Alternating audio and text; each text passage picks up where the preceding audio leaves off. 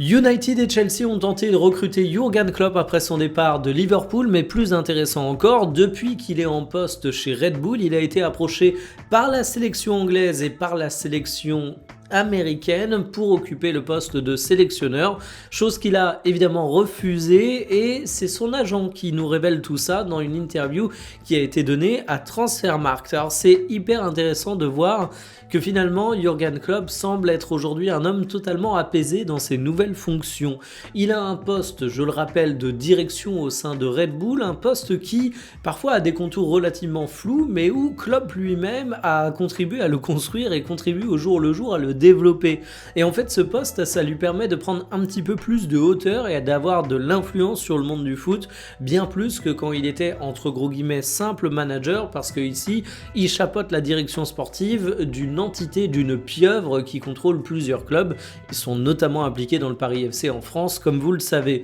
Les terrains ne lui manquent pas spécialement dans l'immédiat parce que ça représente une charge mentale, mais son agent annonce que tôt ou tard, c'est pas impossible qu'il y retourne. Ce qui est intéressant dans ces déclarations, c'est le fait qu'il ait été approché par des sélections, les États-Unis et l'Angleterre, parce que finalement, on a tendance à dire que les entraîneurs qui ont un peu trop de charge mentale, qui ont un peu d'usure mentale, ils peuvent se tourner vers des postes de sélectionneurs parce que c'est un peu moins